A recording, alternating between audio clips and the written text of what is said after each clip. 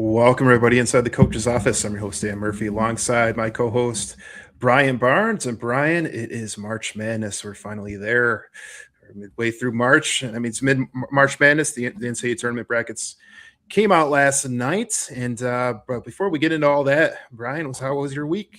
Oh man, I'm exhausted because I had a pretty busy weekend at an athletic director conference in Traverse City, and I missed the polar plunge or polar vortex, whatever they call it, going on up there. Thankfully, I didn't want to get stuck in all that nonsense, so I came home a little early, and then good, fun Big Ten championship game to watch, unless you're a Michigan fan, and then the selection show, but. I'm tired because I stayed up extremely late to watch the U.S. and the Dominican Republic, and I think those were the two best teams in the World Baseball Classic, and even a low-scoring 2-1 game just seemed so intense, and it was super cool. And I felt really bad for the Dominican Republic because I think it was Dan Isonia was the home plate umpire, and he was just awful, and there were so many calls. And then, of course, the call that finished that game for DR was obviously not a strike, and I felt bad for him. But it was a lot of fun. But I'm long day today, and I'm pretty tired, but I'm excited to talk to you. Yeah, well, we're gonna get into the World Baseball Classic and definitely get into that final strike call and everything that goes into that, and potentially ABS coming into play. It's it kind of stands out of that. Baseball absolutely needs it, but we're gonna get all that in a minute. We want to start off with the NCAA tournament. We're gonna jump right into what Michigan got with their bracket, and Brian, just so you look over this bracket, is there anything that kind of jumps out to you like immediately with Michigan's draw here? There's a lot of people that are saying, Michigan has a real easy path to the Final Four. And let me get this out of the way. Like I've said it for a while. I'm not a huge Michigan homer, so this isn't a homer pick, but I think Michigan's going to win the national championship. I've said that for a while. I think you and I had a friendly wager, Michigan against the field, and I still took Michigan. I still think, regardless of what happened yesterday against Purdue, they're the best team in the country. But I think it would have been a lot tougher if JT Toppin was healthy for Texas Tech because he was a dude and he's a low post guy. And Michigan seems to struggle with teams that get solid, like really solid play out of their bigs for as good as Michigan's bigs are. But he's not available. And so even if they play them, if Texas Tech gets to that point in the Sweet 16, I think they will be okay. The other two that really stand out to me, I didn't realize Virginia was as good as they were.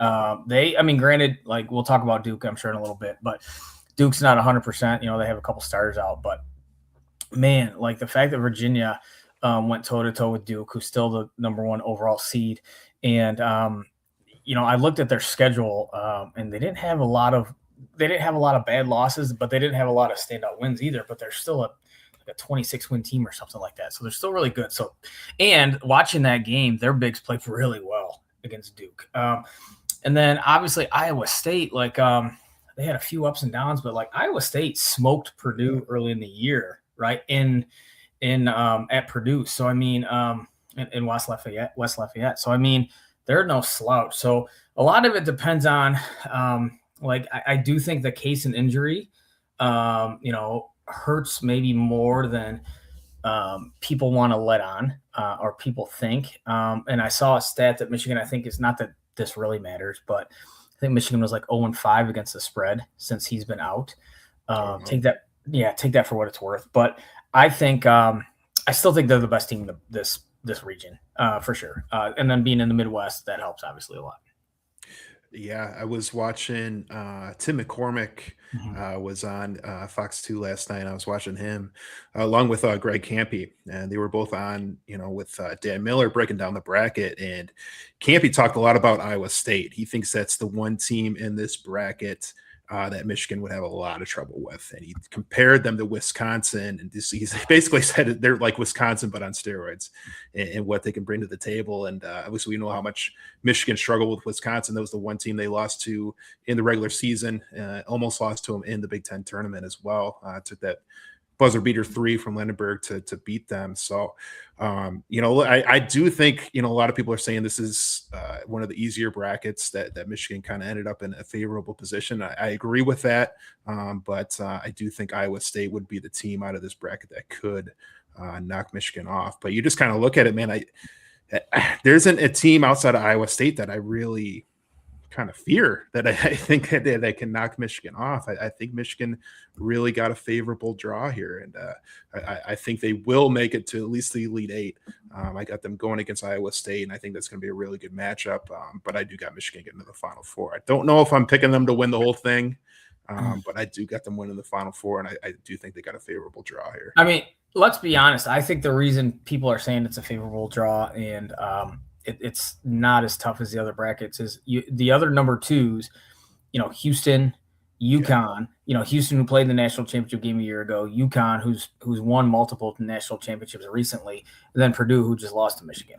So, I mean, who just beat Michigan. Who just beat Michigan, right? So, I mean, like, you have the recency bias of both Houston and UConn and losing to Purdue. So I think that's why people look at the Iowa State is like, oh, okay, not as rough as those others.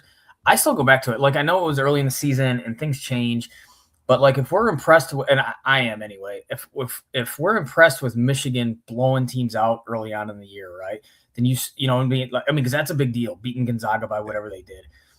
Then he's got to be just as impressed with Iowa State going into Mackey Arena and blowing them out as well, because they did. So, I mean, to me, I'm with you. That'd be the one.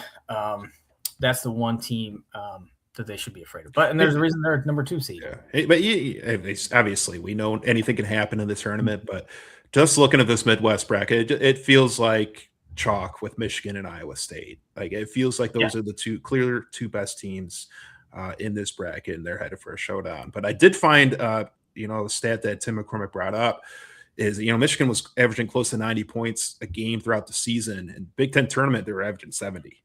So and that's concerning. It can't, like, there's a lot of layers to it. So, like, I mean, there's been years where teams like Michigan State's a great example where, they're a first round loss in the Big Ten tournament and then they're a Final Four team. There's so much, like, you don't know what the player's mindset is in that tournament. You don't know what Michigan's mindset is. And I go back to this, and we talked about it a lot. Like, winning the regular season to me is still a bigger deal and a bigger accomplishment than winning a conference tournament, right? But that being said, there is something to be said for having to prepare for a different opponent, each day, you know what I'm saying, with not a lot of rest and then game planning and strategizing and stuff like that. And so it's a completely different game, the regular season to the postseason in college basketball. You could argue more so than any other sport, because now they're going to be playing, and this is, the saying, January, February Izzo, is because he is really good at that one-day turnaround, getting his guys ready to play, right? And so that there are some challenges there. Like, again, these are still college kids. You don't know that a lot of coaches and, first-year, second-year coaches dealing with the pressure of being in the tournament. And, like, I thought I felt a little of that too. You know what I mean? Like, you get that sense that, like, it is different. It's the postseason. It's different. You lose, you're done. And so our guys, gamers or not, when it comes to postseason in this time of year. So is it a cause for concern? I think so, but it helps when you have that guy on your team who I still, is the best player in the Big Ten, arguably a top 10 pick in the NBA draft. He's gonna make up for a lot of those issues.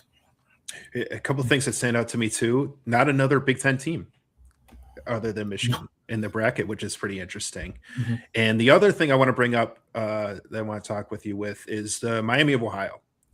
Went undefeated throughout the regular season, then lose their first game in the MAC tournament. There was a lot of discussion, a lot of controversy of whether they would get in despite having an undefeated regular season, and they got in, but just barely. They're in the 11th seed, and they have to play in the play-in game against SMU. What were your thoughts, Brian? Kind of going into it, and then when they did lose their first game in their MAC tournament, what were your kind of thoughts with Miami, Ohio, and do you think they're placed where they should be? Yeah, I do, and I've said this ad nauseum with you. The regular season has to matter. It has to matter. And what scares me is, like, I don't want college football to become what college basketball is. And I know a lot of people love this college basketball setup, but, like, if Miami of Ohio would have went 0-31 and then won their conference tournament, like, they'd be in. Like, why is that okay? You know what I mean? Like, why is it even a discussion? You're 31-1. Are you on the bubble? Like, I don't care what league you're in. Like these are this parameter. Like, this is what you created. Like, if you think no, they don't deserve it, then like the heck with all the mid majors and lower. You know what I'm saying? Like then just make it the power conferences and that's it. Like why even bother then if that's even a question? So they should have got in. It doesn't bother me. You could argue the seeds. Maybe they could have been even a little bit higher, maybe 9. But no, I'm fine with them being in. Yeah, I would have liked to have seen him in without having to play a No, play-in game. You go undefeated and win your regular season title. I don't know, man. I think you I should be would. a lock to be in, even if you do lose your conference tournament. Yes, a lot. I agree with you. It should have been a lock, 100%. No questions whatsoever. The fact that he's even a debate is a problem with. But that's college basketball, and some people love it. And, it is what it is. But looking at this Midwest region, I think we're both in agreement that Michigan got a good draw here. But if there's a team that could knock them off, it would be Iowa State. But I think we both think they're headed for a showdown in the Elite Eight, and that's going to be a phenomenal game. Yep. But switching here to Michigan State, and we'll take a look at what their draw was. And their region, the East region, feels a lot more loaded. And maybe it's just the names and the programs and the coaches, but man, it just feels like Michigan State's in one of the tougher, if not the toughest brackets, which is interesting because Duke was the number 1 overall seed, but Michigan State draws the 3 seed in the East bracket, and they're going to take on North Dakota State in the first round, and then potentially a second round matchup with Louisville, which would be a great matchup.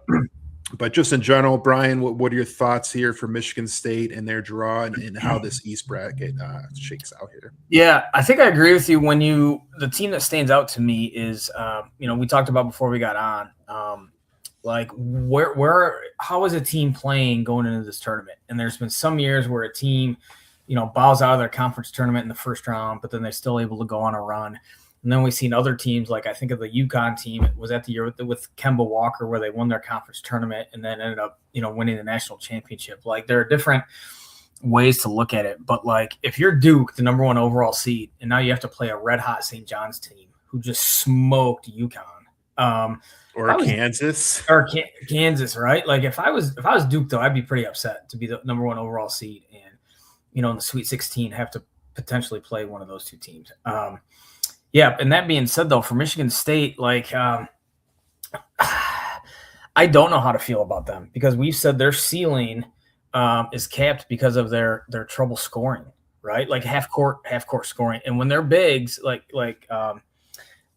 playing well, Kohler and Cooper, like that's bad news for them. They don't have enough scoring to make up for those guys not, really playing. Well, the outside shooting, the outside shooting, right? And they didn't defend UCLA, and I know UCLA is playing well, like played well until their big man got hurt. So I mean, so many layers to it. Michigan State, I could see them not getting out of the first weekend, but then I can also see them playing in the Elite Eight as well. So, it's fascinating. I don't know if I'm a Michigan State fan. I feel great about it. But I don't know if, there's other than Duke. And again, we talked about they're banged up. I don't know if there's a dominant team in this region, right? If that makes sense. Who hasn't struggled. I think Duke is. I know they got some injuries. Correct. I agree. It's because of the 2 starters, Foster and the other big guy who are out. That to me, Boozer is just still incredible. Going back to it, like I said about Lindenborg, like when you have the best player, like arguably the best player in the country on your team, you're still feeling pretty good. Yeah, for sure. You still feel pretty good. I'm just looking to the potential Elite Eight in this bracket where you could have a Duke versus either Kansas or St. John's, and then a Michigan State UConn match. I mean, that's Sweet 16 matchup. Yep. Yeah.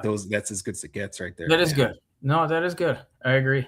I mean, if you had to decide, like, who would you rather be a Michigan or a Michigan State fan with this bracket? Obviously, I still think, Michigan feels like an easier. Well, let me ask you this, Brian. Would you rather be like if Michigan State had the 3 seed in the Midwest bracket and Michigan had the 1 seed in this bracket? I would rather be Michigan State as a 3 seed in the Midwest than be Michigan and as a 1 seed in the East. Yeah, I think Which you're is right. Duke, like you said, Duke's got to be that, got to be a little frustrated. Look at Michigan's Yeah, bracket and be like, how did we not get yeah, that draw? yeah, no doubt. I agree with you. Yeah, no doubt. The St. John's one, that's going to be intriguing to me because, like I said, it's one or the other, and I know I'm not going out on a limb. It's either hey they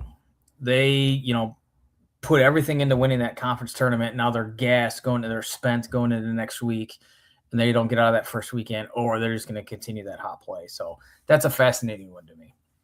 Yeah, that's always the tough thing when you look at these brackets because there's such a recency bias by looking at how teams did in their conference tournament.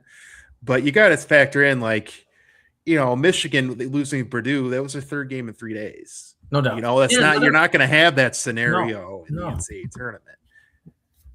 Yeah, no, I agree. Or a team who loses early, like Yeah, they got more rest. They, you could look at they got more time to was, practice. You could look at it that way. yeah, and it was kind of weird, like like watching the Michigan State UCLA game. Like what I felt like. I felt like that was a tournament game where like UCLA shot like 58% or whatever it was, right? Like that's not always going to happen either. So that was kind of like that, but you never know. They were playing desperate, and Michigan State wasn't, and that's now the fear. That's the fear with Michigan State, right? I mean, they wanted a team that just as hot, just having a hot shooting night. Like I don't think they can match. I don't think they can match that firepower. Like they don't have. They're not.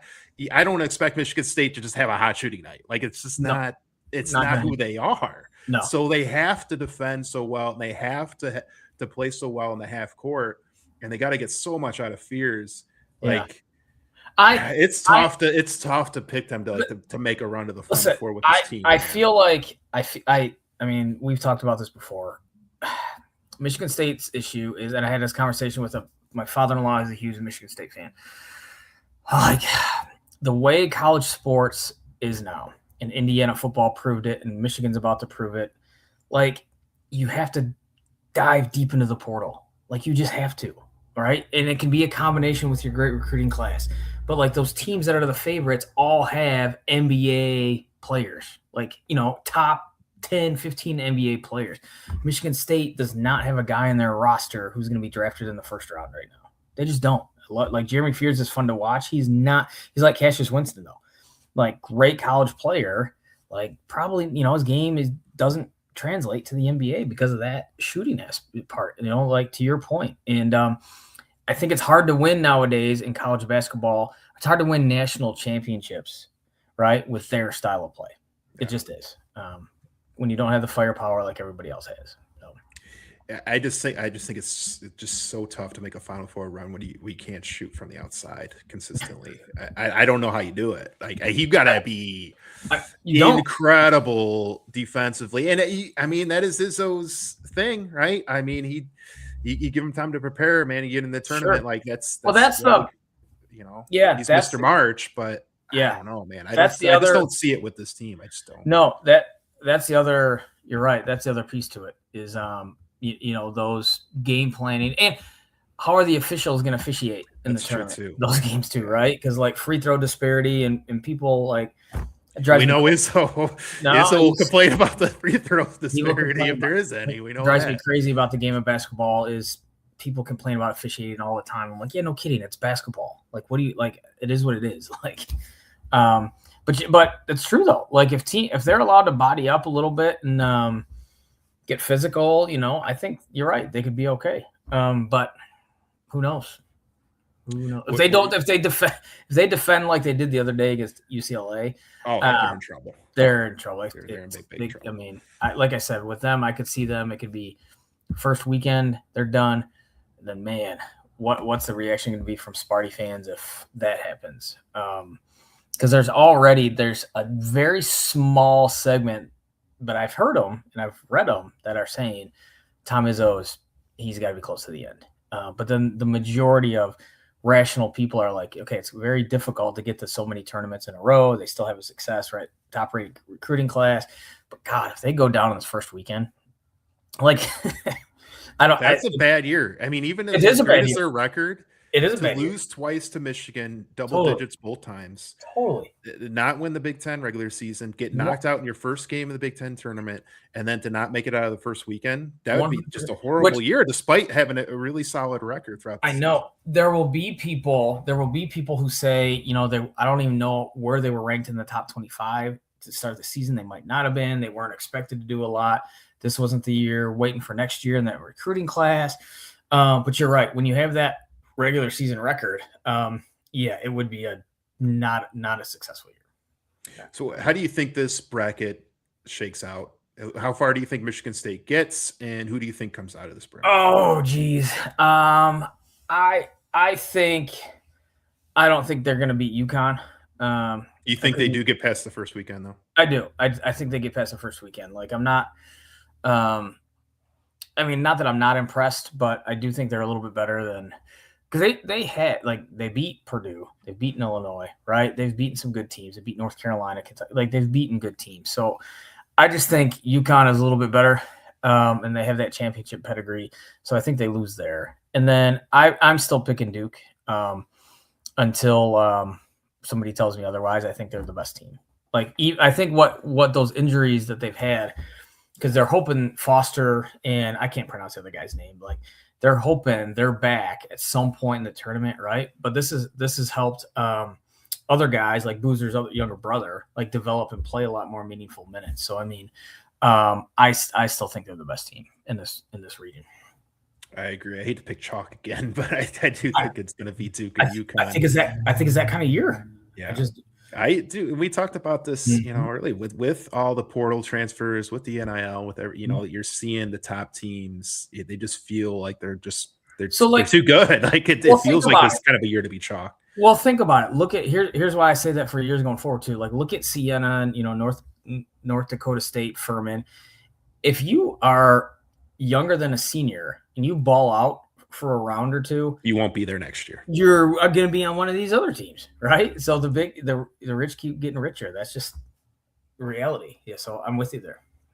Yeah, you're not going to see, the Steph Currys with Davidson's, having 4 straight years of tournament, getting in the tournament. And that's over. Like, who'd he be playing for? Yeah, who'd he finish his career? I don't think that was his senior year. Like, who would he have been playing for if he goes on that run and then returns it next year, Yeah. There's no way. Yeah, he's not at Davidson. He probably isn't even at Davidson after his freshman year. Correct. So once anybody sees how he could shoot, correct, he would have been gone. Correct. Even if he had wanted to stay at Davidson, then he would have gotten offered too much money. Like, I saw somebody talk about this, and I can't remember if it was a joke or real, or I heard it on a podcast, but Division II and Division III sports are becoming the new high school recruiting. So you can think about it like the smaller conferences in college basketball. Like, that's the new high school recruiting. I would even take a step further with basketball. Some of these smaller leagues, the Horizon League, locally. I forget the player's name, but it was one of Oakland's better players. I remember that Greg Campy was talking about this season. He said, he's going to get he might get $1 million offer. He's like, I can't. There's nothing I can do about it. Like, right. he's and I would recommend that he leaves if he gets $1 million offer. And he's like, I don't love it, but it is what it is. That's what the game is today. Yep. And you just look at like a team like Oakland. Are they ever going to be able to have another run again, or have a tournament run like they did last year, a couple of years ago, where they were able to beat Kentucky? And they took NC State to the wire, went to overtime with them. Almost made it to the Sweet 16. I don't know if you're going to be able to have another opportunity like that with the current structure, which is sad, because it kind of takes away some of the what's great about college basketball. But again, you never know. I'm sure there will be a team that comes out of nowhere and has a little bit of a Cinderella run, but I just don't see the 5-6 years ago where you had teams 15 seeds, 14 seeds making it to the Final Four. Right. I think those days are long gone. The current system. And then Brian, just who you pick? I know you picked Michigan to win the championship, but is there any other teams that you feel like you don't have to necessarily pick your Final Four, but some teams that stand out that you think have a chance to win it all? I've always thought this not going out on a limb here, I'm a big fan of the Ken Palm rankings. Arizona, I think, is the other one that's right there. And I go back to this. I talk about championship pedigree. I think Houston is right there. Like I like Houston a lot. I like them. They theoretically, the Big 12 is really good. Houston and Arizona. I think those two teams are Michigan's biggest threat. And I say that because Duke is not 100% healthy. If Duke was 100% healthy, they're probably my pick. But they're not 100% healthy. So I think I'd say those are the teams. So if I had to pick a Final Four right now, I'd say Michigan, Arizona, Houston, and Duke. So almost chalk. Houston is the other one.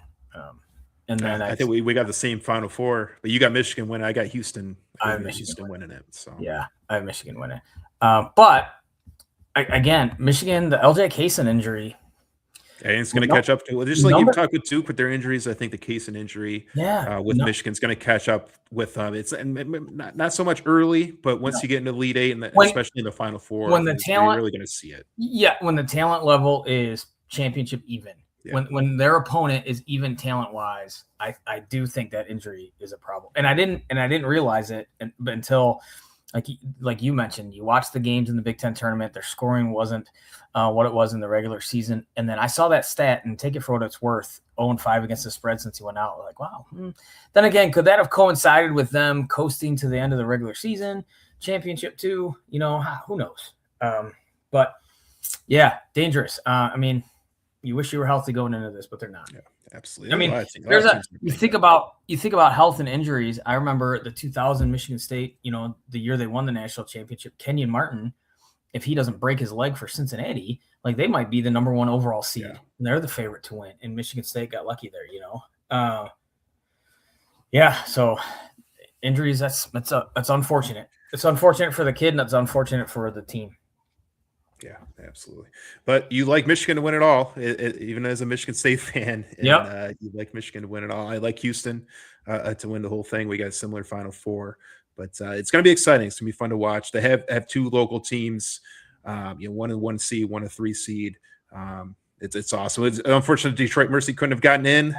Lost to Wright State, had a 12-point second half lead, just couldn't close it out. That would have been a lot of fun. A really good story to see if Detroit to get in the NCAA tournament after only having 1 win 2 years ago. Would have been really cool. But it was a great run for them, great run in the second half of the season, and great run in their tournament. So fun to see where they go in the future. But going to be interesting to see where Michigan and Michigan State and how they do in this tournament. And want to mention before we switch gears, Seth Greenberg from ESPN. Everybody puts their brackets out, everybody puts their predictions out, but his prediction was a Michigan State national championship game with Michigan winning. So man, we can only dream. I always hope for it. I always dream for it. I always get disappointed we're in the same bracket. Last year, they would have been, if they were to play each other, would have been the Elite Eight. So this, the way the brackets work out, it would be the national championship game if they were to play again. And man, wouldn't that be something? Wouldn't that be something? This is where the funny argument that you and I talk about, obviously the regular season didn't matter if Michigan State wins that game, if that were to happen, right? And that just, it is what it is. I know it happens in the NFL. You know what I'm saying? Like teams, don't win in the regular college season. Football now. It happens in college football now. I mean, yeah, it is what it is. It would be.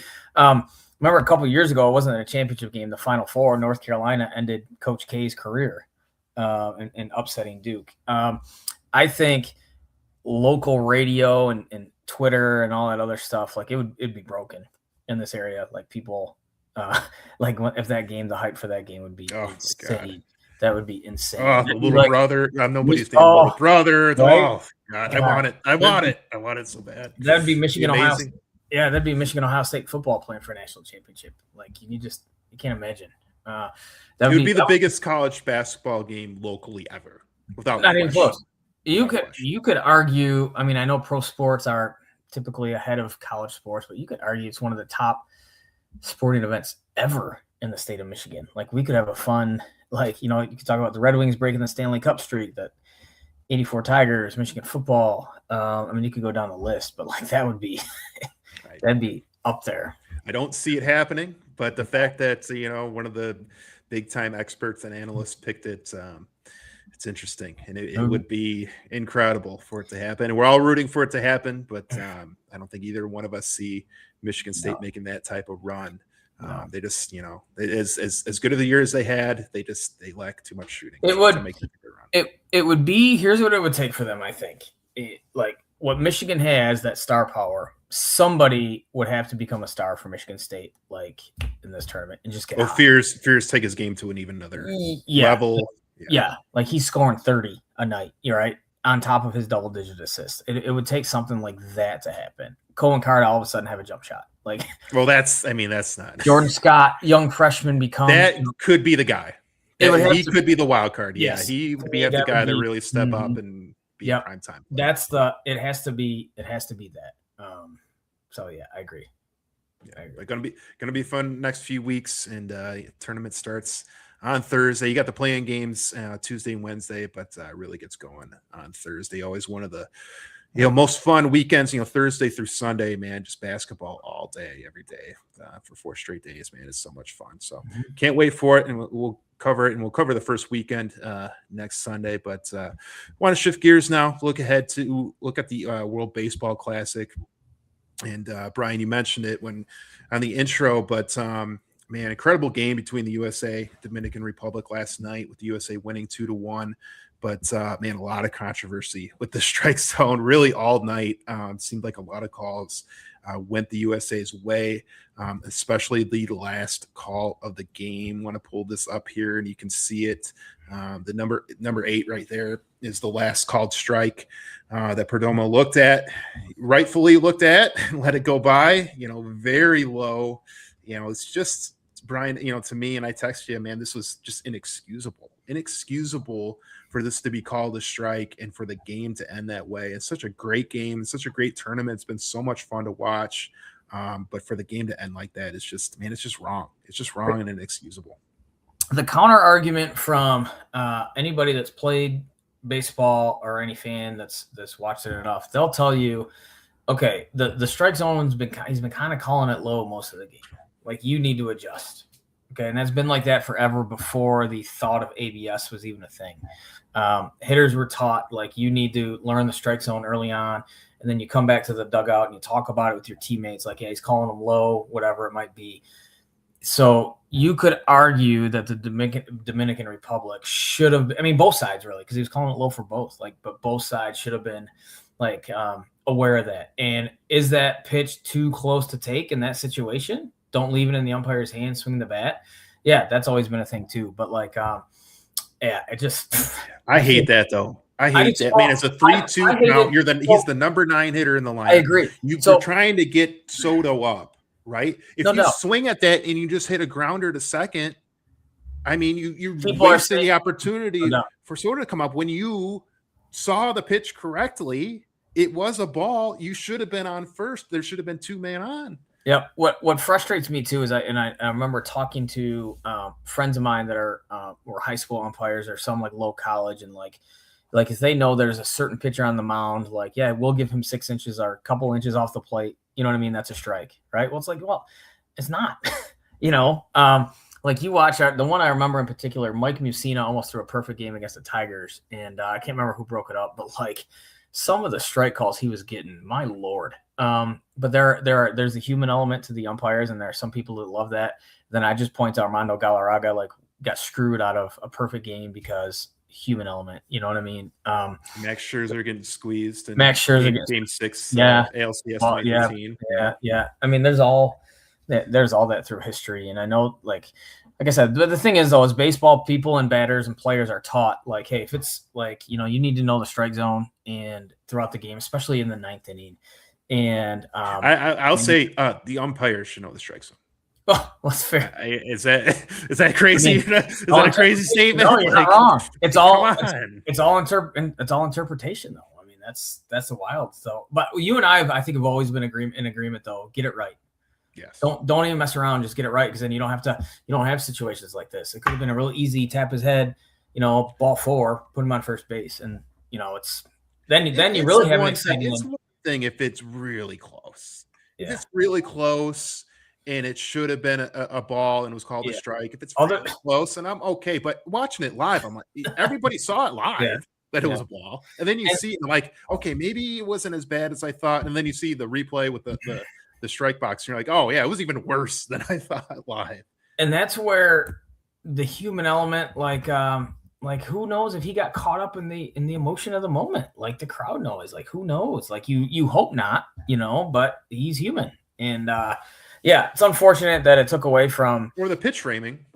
Will Smith with the pitch frame, like, Sure. and that's always been a part That's of the a game skill too. too. Yep, that's a skill too. Yeah, for sure. You're going to take that away now, and To some degree, to some degree, I hear them talking about, like, and let's bring it up. The ABS system is going to be a part of baseball this year, and we've seen it throughout spring training. And a call like this is going to get challenged, and it's going to get overturned. Yeah. But one thing I've heard talked about when they're talking about pitch framing is like it's still going to be a part of the game, because if you have a good pitch frame, maybe the batter doesn't want to challenge because it looks or Sure. or vice versa. Maybe the pitcher doesn't Sure. want to challenge because of how the frame. No. Frame. And the other thing you need to think about, like since Rob Manfred's taken over, like we've got the pitch clock, we've got the bigger bases, and we're not going to have ABS. And all people have been talking about these last couple of days is how baseball, like we talked about in the offseason, how it became cool again. Now there's a lot of people saying baseball is like the number 2 sport behind the NFL, like it was most of my childhood. Like baseball is becoming exciting and cool, because I think partly because of these advances, right? I mean, they still don't, like you talked about, like they still don't market their stars really well. They're not on TV enough. Like all, But this is a great marketing tool. This awesome. Has been. That's what I'm saying. The World Baseball Classic has been awesome, and then ABS will be awesome, and then the pitch, yeah. So it is all good. Like I'm talking on both sides of my mouth a little bit. Like I said, the one side likes the whole human element thing, but I'm in agreement. Like I'm all for this ABS next step, and that can't happen, especially in that situation. Yeah. But how are your feelings about the World Baseball Classic in general? I know you said last week you really enjoyed it and having a lot of fun watching it. Some of the criticism has been, towards the USA, where it feels like they are not taking it anywhere near as serious as some of these other teams like the Dominican Republic and Venezuela and Italy, where you just haven't seen the emotion. But I thought it started to come out a little bit in the last game against Dominican Republic. But I don't know, man. It still feels like if you're just watching it, throughout this tournament, it feels like it just doesn't matter quite as much to the USA and their players as much as it does to some of these other teams. Agreed. And then last night, after Roman Anthony's home run, like some of those dudes that USA on the bench, like they were, fuck yeah, and they're pretty fired up. Like that was, you could see that, that was pretty cool. Do you think it would mean more if like, let's say the MLB, like there's always talk that 162 games is too many. Like, what if you played a 150 game regular season and then had this tournament in June or July? I wouldn't have it every year. No, it wouldn't be every year, right? It wouldn't be every year. So maybe, I think it's every 3 years right now. Yeah, it's every 3 years right now. I would love that. They brought that up. Like, it'd be great if you could find a way to have this in the middle of summer when there's nothing else going on, sports wise. Yeah. And they'd have all the attention on it. I think it'd be great. Instead of the All-Star game, have this. I think it'd be great. Just kind of like hockey did, with the Four Nations tournament. For sure. I think it'd be great. Mm-hmm. I'm with you. I don't think you need as many teams as you did.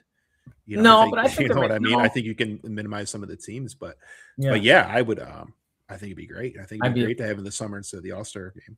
Yeah, every 3 years, I think it'd be good. Every 3 years, and people talked about the MLB being too long as it is. Like, there was a time it wasn't 162 games; it was less than that. So, I mean, just revert back to like 150, or I don't know, pick a number and get this in the middle of summer. Like, that would be fun. That'd be cool. Like, because then there, you're not secluded to just Miami or Houston, warm weather cities, right? You could almost you could rotate it. Like, you could have a series in New York, Chicago, Detroit, theoretically, like Japan.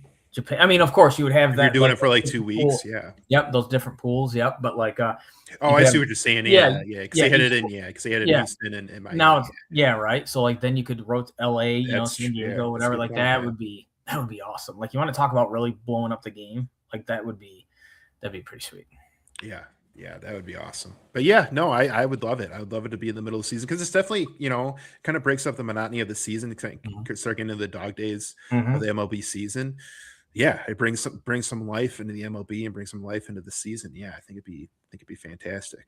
Like I said, I wouldn't do it every year, but Right. every 3 years I think would be Fine. great, especially if you're not going to have. I mean, ideally, the major league players would just play in the Olympics. Yeah. That would be the ideal situation, like the hockey players did with the Sure. Winter Olympics this year. I mean, it was fantastic. They had the USA Canada final game, and man, it was awesome. Like Yeah. I'd love if baseball could find a way to do that again, but it Yeah. doesn't seem like that's in the cards. But if you're not going to have the Olympics, then this is the next best thing, and I think this has been great. Despite some questionable calls last night, I mean it's been great baseball to watch. There's so much energy, so much emotion for games in March. Like I don't know, it's great, man. I do wish there was a situation like where Tarek Skubal could have played the whole series and not just pitch it or the whole thing and not just. What do you think? What do you think about that? I wasn't going to bring this up as a topic today, but now you bring Scooble up. I do find it a little interesting because he pitched 50, 60 pitches in his spring training start the other day, Yeah, and people were like, "Well, if he could do that, why didn't he just pitch a game in the USA it's for the true. USA?" I mean, What's the difference? I mean, and the games were both in Florida. I mean, one's in Miami, and the other one's in Lakeland.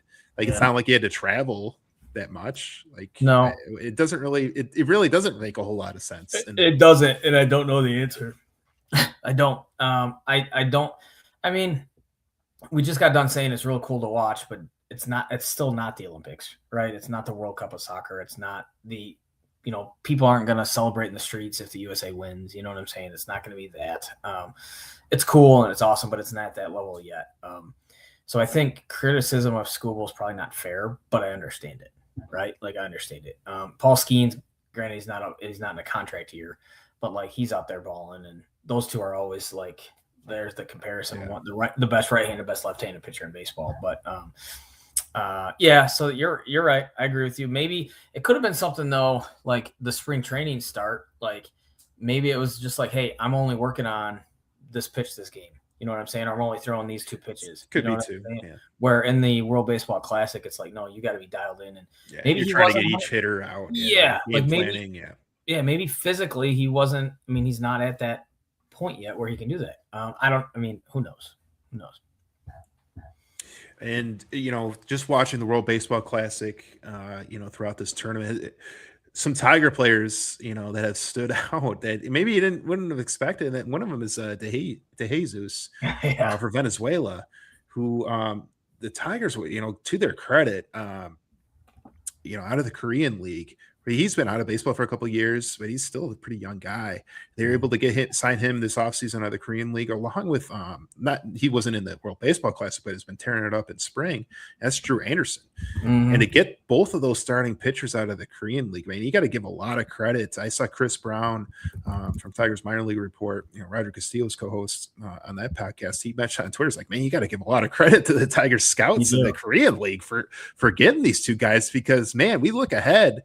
We know, like we saw what happened last year with the injuries to the starting staff, especially down the stretch, and cost them the division. I mean, straight up cost them the division. And to have so much depth in the rotation and see somebody like Drew Anderson pitching so well spring training in Lakeland, and then see DeJesus and how he's pitched in the World Baseball Classic, man, it's exciting.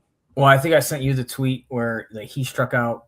Who did he strike out? Ohtani, and Ohtani. Yeah, and I mean, and that was pretty awesome. Like I was like, okay, I see why the Tigers added him to the 40-man roster. Yeah. Like it wasn't just they put him. I mean, that's a big deal. Like we're probably going to see him in majors this year. And like, yeah, I agree with you. Very underrated, like Drew Anderson and him and the Korean scouts. And remember they were it was like kind of a joke. Like, it was. I got a couple pitchers out of the Korean League. This is going to be their big signings, and then sure enough, it looks like they're two really good signings. No, I agree. It is pretty cool. And then Gleyber Torres is still playing for Venezuela. He had a hit tonight in that game where Venezuela, I think, is trailing 2-1 to Italy.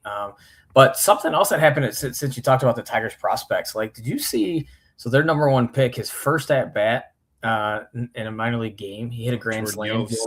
And it was a crazy part. Like my wife brought it up to me. Like I think it's so cool that like she's become a Tiger geek, and like when we first met, it never would have been like that. So I think that's kind of wild. But she was telling me about it. Like the dude looks like he's 19 because Oh he is. yeah, you see him running But the bases. His helmet's yeah, ready to fall off. It's too big for him. but the sound when he hit that Yeah, ball, like holy heck, dude! I was like, man, like that was awesome.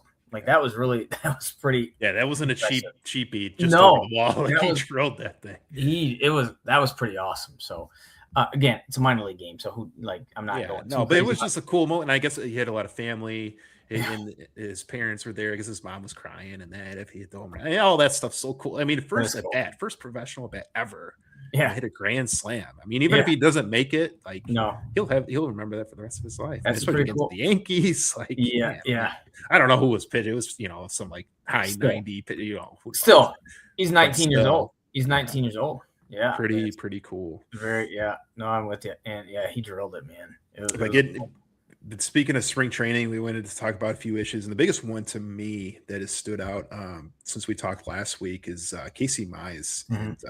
And I've been a big backer of Casey Mize. I think he gets a lot more heat than he deserves. Was an all-star pitcher last year. He definitely struggled down the stretch, but I thought just gave him a really good year last year. But man, he is really struggling in spring training. And his last start, you can see the stats here: 3 innings, gave up 6 runs, 4 walks, only 2 strikeouts, and his spring ERA is over 7.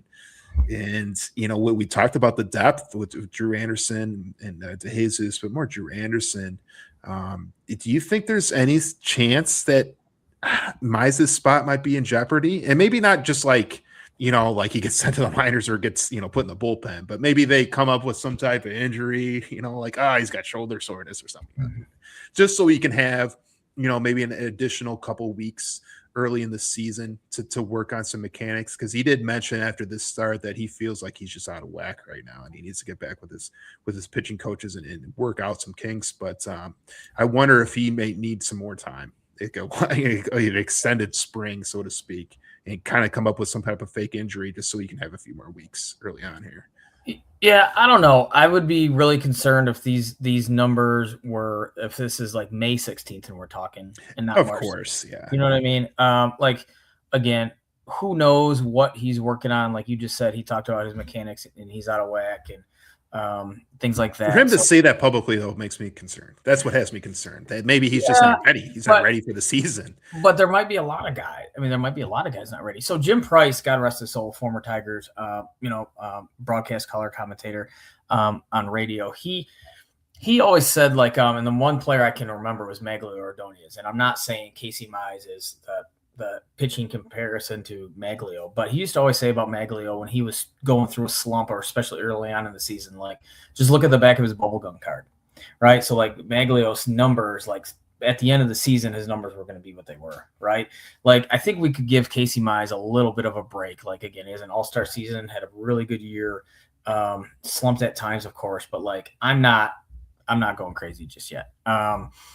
Same as the other one who I keep harping back to, Parker Meadows, really was slumping early on this spring. Then he started to, our buddy Roger Castillo talked about how he started to hit the ball a little bit better the last few times out. So, I mean, like, I think it's really easy to jump on numbers, especially in the game of baseball nowadays with all the analytics and stuff. But it's spring training. I don't put a lot of stock in spring training.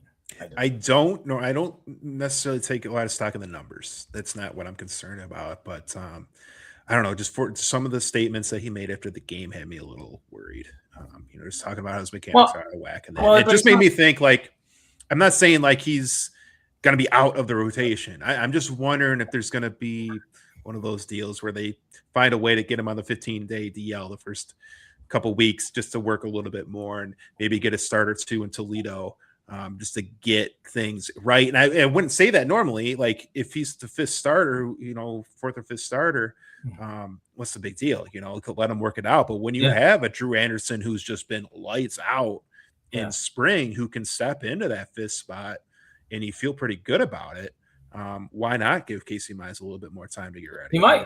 I mean, maybe. I don't think it's I don't think that wouldn't bother me at all. Like, especially again early in the season. You know what I'm saying? Like you're teams don't go through a full season just starting their first 5 guys. Like it doesn't happen, right? So it doesn't matter what part of the year it is. So I mean, if that happens, that wouldn't surprise me in the least. If or maybe he misses a start here and there early on, like you're saying, right? Maybe it's Drew Anderson, maybe it's Kiter Montero, occasionally. You know what I mean? Who's still on the 40-man roster, even though he's going to be in Toledo to start. So, yeah, no concern for me. I know you're saying not a concern either. It wouldn't surprise me either if there's certain kinks that he needs to work out. But, we got about 10 days till the start of the regular season. So that's a lot of time. Yeah, so I'm not sure if he's going to he'll definitely get another start. I'm not sure he's going to have time to get 2 starts in. At least get 1 start in. So it'll be interesting to see his next start and to see if he's kind of gotten some things worked out or if he struggles again. If he has another struggle. He has another start where he struggles. I don't know, man. It might be a little bit more, even more concerning and put more in consideration.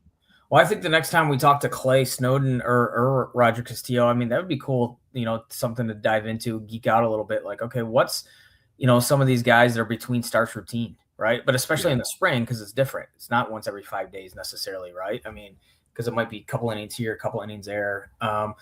Like what are they? Like the closer you get to the start of the regular season, obviously you want your pitch count to be higher than it was in the beginning, right? Because you're developing and building. Gradually work your way up. Yeah, right? So I would love to have that conversations with those guys because, like, who knows between starts right now, what sort of thing, like you're talking about the kinks, like what he's working on, watching film, where's his foot landing, in his windup, whatever it might be. To all that fun stuff. But no, not a cause for concern for me. Again, if these are his numbers in May, all right, well, then that's a problem. Definitely something to watch for, though, as we wind up spring here. And, because you look at the other two, the top of the rotation, and Valdez and Skubal, my goodness, they look like they're midseason form right now. The other, I would say, Dan, another thing that I'd be curious about that isn't here is, like, if his fastball was really down. You know what I'm saying? If that would be, because then you're talking about maybe he does have something, an injury or something along those lines. I don't think there's any of those issues. I don't think there's anything like that. I do think there's something off, and he said it. There's something off, and he's got to fix it. It's just something within his mechanics, and they got some of the best pitching coaches in the game. They're going to get it worked out. So, but it is something I'm going to keep my eye on. As we head down end of spring here. And the other thing that we've been watching as we continue to watch is McGonigal watch. And is he gonna earn that starting spot as shortstop? And man, Brian hit another home run today, and his OPS is over 1,000 for spring. I think it's 10. I forget the final stats today, but at one point during the game today, he had 10 walks to just 6 strikeouts. Spring. I mean, I don't know what more he needs to do or what more he needs to prove. But I think you're in agreement, man. He's got to be the starting shortstop. Right? It was funny. I saw somebody put on Twitter at Tigers. I don't know if it was just a fan or a media person who thought he would be the starting third baseman, which is pretty interesting. I don't think so either. I just thought I think the point was that he's going to be up, right? And I know numbers, they can be overrated. Who knows what he's seeing, but like physically, it looks like he belongs. His exit velocity is through the roof. Like all the metrics are just there right now. Will it be different when teams have a game plan for him, like at advanced scouts, and they're looking at him and looking for things like that? Of course, but like right now, I think we're all in agreement. Like put the dude up for sure. I mean, I was thinking about this today too. Like to me, it feels like kind of a lock, I guess, where your starting lineup, and it changes based on if it's left-handed pitcher, right-handed pitcher starting. But Dingler behind the plate, third base Colt Keith, shortstop McGonigal, Torres second base, Torkelson at first, Green in left. I would think Vierling starting in center, right field, probably Carpenter. Depending, either Carpenter at DH or Carpenter in right field. And then, your DH would be either Carpenter or I'm thinking like a Jemai Jones. You didn't mention Javi Baez. So you're so like that's what I wanted to get at. Like your bench then becomes Javi Baez, who can go in anywhere. Zach McKinstry, who can play anywhere. I don't think Baez is gonna be. I don't think he's a bench guy. I don't. I think he's gonna be in the starting lineup. Where? I think he's your center fielder. I think he's your center fielder. I know they have too many pieces. Like we talked about this. Like I don't know.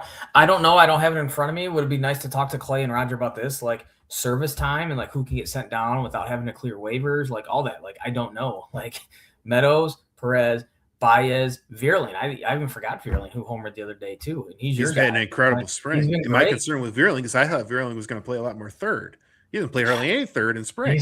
I know. So I thought he was going to be kind of platoon with Keith at third. But if he's not playing any third base, Yeah, then they're looking at him as primarily as an outfielder. yeah. There's a lot of bodies and not enough at bats. Like I said, we don't know the service time. We don't have it in front of us, and maybe we should. But yeah, we still got 10 days for it to play out, I guess. You know what I mean? I guess, Vierling could be the starting right fielder, Carpenter at DH, and then Baez at center field, and then you bring in Meadows, defensive replacement. Like you get late in a game, you got a 3-run lead or so. You can take out McGonigal, put Baez at short, and Meadows at center field. Get your best defensive lineup late in the game. Those are options. But long story short, what I wanted to get at is the potential for their bench to be have really so many options with their bench, and to have guys that if Baez is on the bench that game, he can play anywhere. He can play almost any infield spot. He can play center field. If it's McKinstry, left-hander, he can play anywhere. If it's Vierling, right-handed power, he can play. He can play third. He can play. The corner outfielders. He can play all the outfield positions. Yep. And then Jemai Jones, right-handed power that you can bring off the bench. They're going to have options both defensively and hitting coming off the bench, which I don't think they've had really to this degree since Hinch has been here. No, and I sometimes forget Jemai Jones, and we were big on him, high on him toward the end of the season. Yeah, he's another one. It's a good problem to have. I saw highlights of the Tigers from I can't remember how long ago it was, but it was during oh, I know what it was. It was an MLB throwback, and it was Steve Sparks against Tim Wakefield. It was a knuckleball fiasco. I saw that pop up on my YouTube. I haven't watched it yet. And the Tigers center fielder, I think it was Billy McKinney. You know what I mean? I'm like, oh my God. There's some rough times. No, yeah, right. So there's times. Yeah. So I do wonder though, Brian, and we've talked about this as Wenzel Perez just feels I continue. It hasn't changed for me in my mindset. I just think he's the odd man out. No, looking at it now, he's 27, Vierling's 30, Meadows is 27, Jones is 29. They're not they're not getting younger, right? So they're past that prospect stage, so it's like put up or shut up. And yeah, you're right. He might be the odd man out. Because he wasn't, I don't think he started the season in Detroit last year, right? Or 2 years ago, and he ended up doing some good things in the playoff run. But you're right. He could be the odd man out. The only thing that saves him is he's a switch hitter. Yep. Which Hinch loves that versatility. But, man, I don't know if McGonigal starts day one. Somebody's going to be out. Somebody's going to be out. And Perez does have – an option. They can send him to the minors. Okay. So I do think that has to be that makes sense then. Yep, that makes sense. Because these guys, even I know you mentioned Meadows, you'd still like the guys to get at bats, right? You'd still like them to get at bats somewhere. But yeah, can't give everybody at bats though. Yeah. Absolutely. So the final thing we want to talk about before we jump off here is the Detroit Red Wings, and it actually came through, got a win tonight. 5-2 over the Flames was huge. Absolutely, it's starting to feel like must wins now as we head down the stretch. But we want to bring in. We're not going to get too in depth in this, but just wanted to get your opinion, Brian. With the Red Wings looking like before tonight, it looked like they're headed towards another March collapse, and the injuries, and it feels like deja vu from last year. Larkin getting injured, Kopp's getting injured as well. They hadn't had the best of March, under 500 to start March. And what do you think we're all hopeful that the Red Wings are going to turn this thing around, and tonight's hopefully a good sign of that, and make the playoffs. But if they don't, and it's another bad March, it's another collapse, it's another, missed season where they miss the playoffs, where do you think that falls with Steve Yzerman? Do you think it's from a fan perspective and from an ownership perspective, where do you think that puts Yzerman if they miss the playoffs again? Yeah, it'll be, there has been precedent in this town with firing a local hero player who was a hero who moved into that role with Joe Dumars, right? I mean, and drafted Darko Milicic instead of Dwayne Wade or Carmelo Anthony. Like you could, talk about that, and then finally got let go. So I mean, there is precedent here. It traded Chauncey Billups for Allen Iverson. That didn't That work was the out, death right? nail. Yeah. Yeah. So like To there are free up some. money, and they signed Yep. Villanova Yeah. and Yeah. Gordon. Yeah. Just awful. Yeah. So there is precedent. But Steve Eiserman is also on a different level. Like I love Joe Dumars, but Steve Eiserman is on a different level.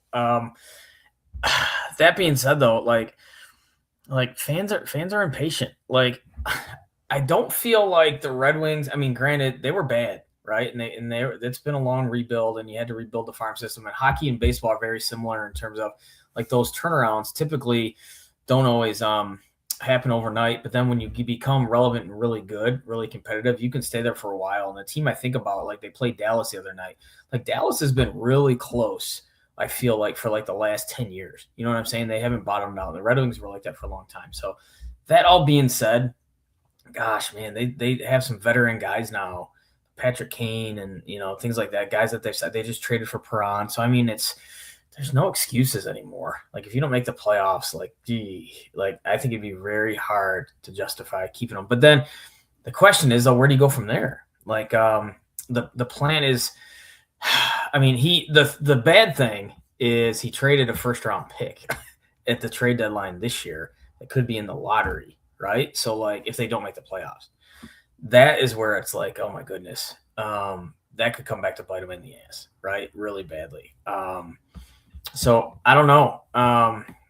Their goal, it's funny, like as a playoff team, I think they're the only team in the league who has a negative or only current playoff team with a negative goal differential. Yeah.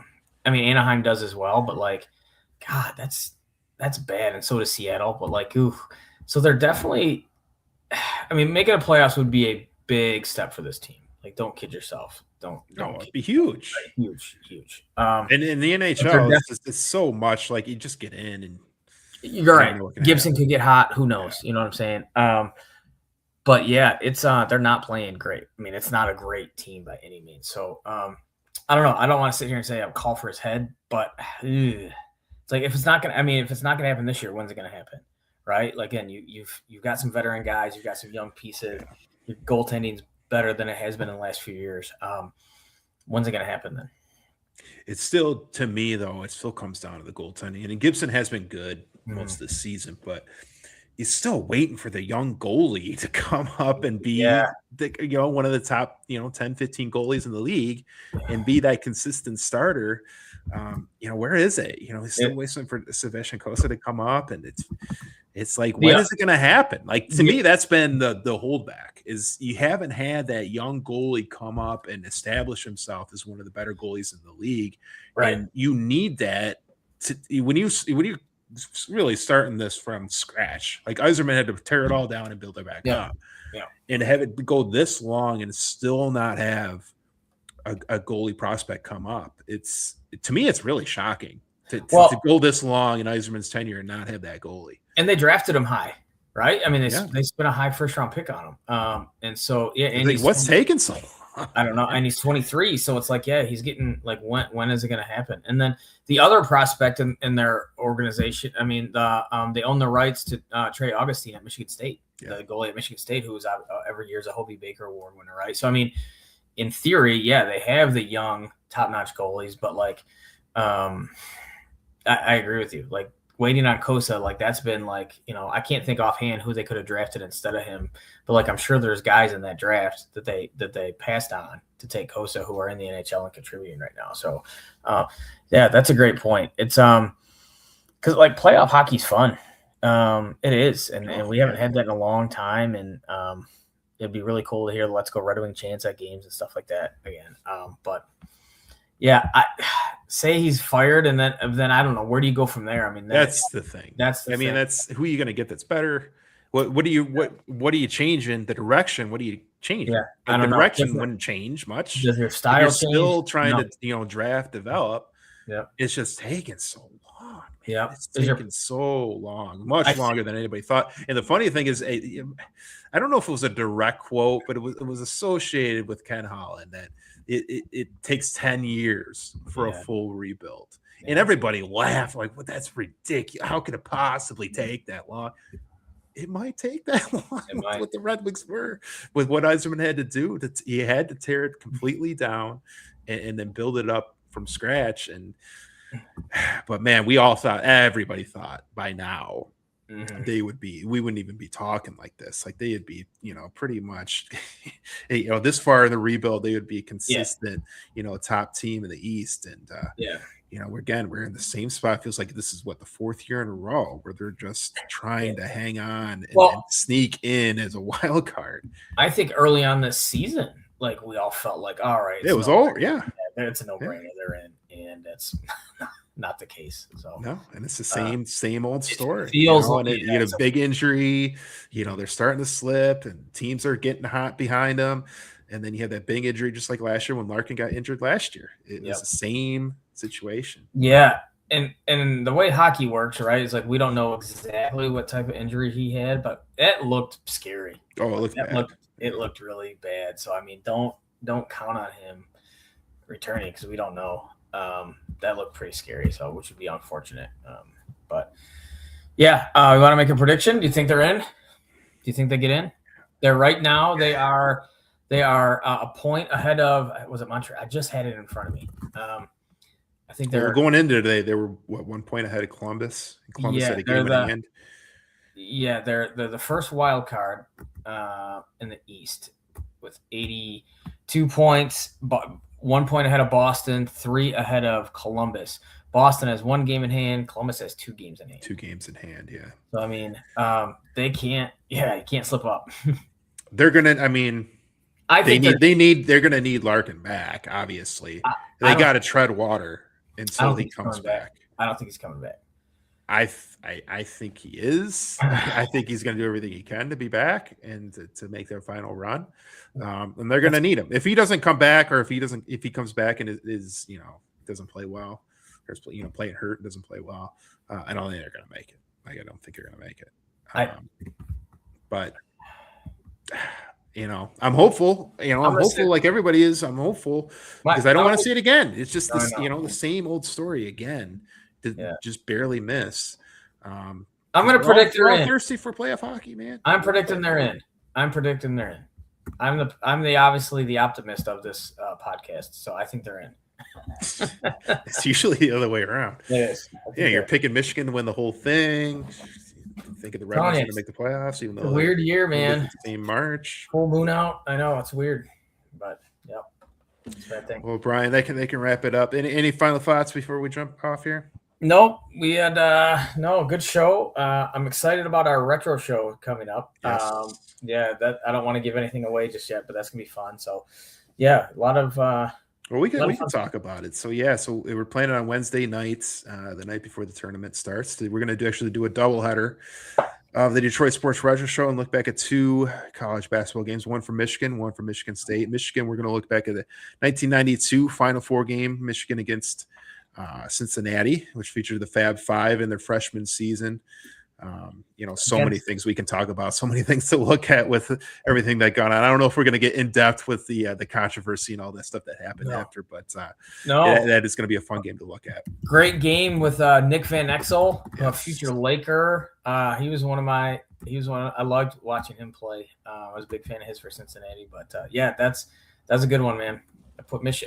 Michigan was on the map, but they won to go to the national championship game. It was pretty cool.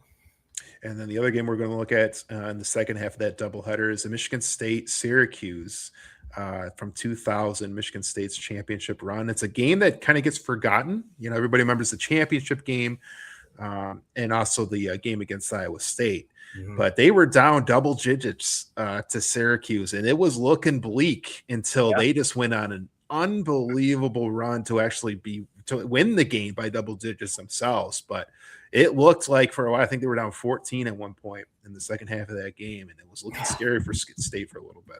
Yeah, it was awesome. I remember returning from class and got in the car and turned on the radio, and they were down. I'm like, oh my gosh, like they were down double digits, like you said. And then by the time I got home, they won the game, and they won the game by double digits. That was a fun one, but that was a real streaky team.